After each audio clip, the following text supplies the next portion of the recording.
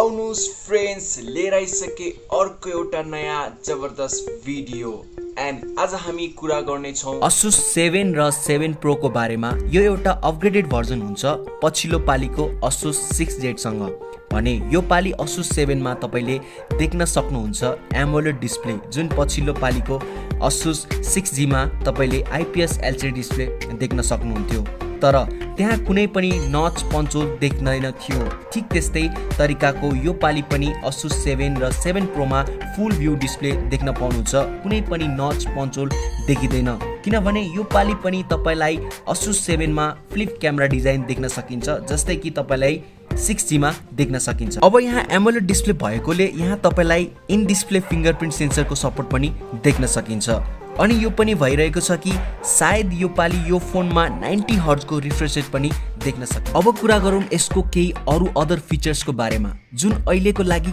Confirm भइसक्यो। यहाँ तपाईलाई फ्ल्यागशिप लेभलको परफर्मेन्स पाउनुहुन्छ Asus 7 र 7 Pro मा किनभने यो पाली तपाईलाई स्न्यापड्रागन 865 को अक्टा कोर प्रोसेसर देख्न पाउनुहुन्छ जसमा 5G को सपोर्ट इनबिल्ट देख्न सकिन्छ। जुन Asus ROG Phone 3 मा तपाईलाई स्न्यापड्रागन 865 प्लस वाला प्रोसेसर पाउँछ भने यहाँ Asus 7 मा तपाईलाई स्न्यापड्रागन 865 वाला प्रोसेसर देख्न सकिन्छ।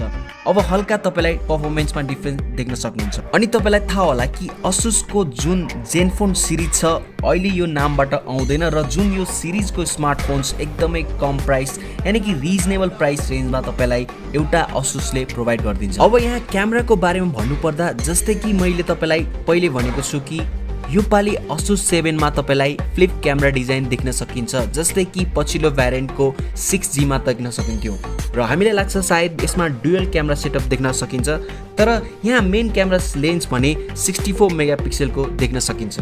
अब कुरा गरौँ यसको ब्याट्रीको बारेमा भने यहाँ तपाईलाई 5000 mAh को बिग ब्याट्री देख्न सकिन्छ र साथै 33 वाट को फास्ट चार्जिङ को सपोर्ट पनि देख्न सकिन्छ।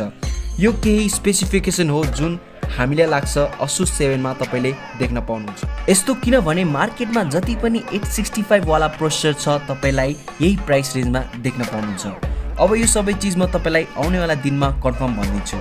अनि फ्रेन्ड्स यदि यो भिडियो राम्रो लाग्यो भने मेरो च्यानललाई सब्स्क्राइब गरेर मलाई सपोर्ट गर्न सक्नुहुन्छ। भेट्ने छौं अर्को नयाँ भिडियोमा। Thanks for watching.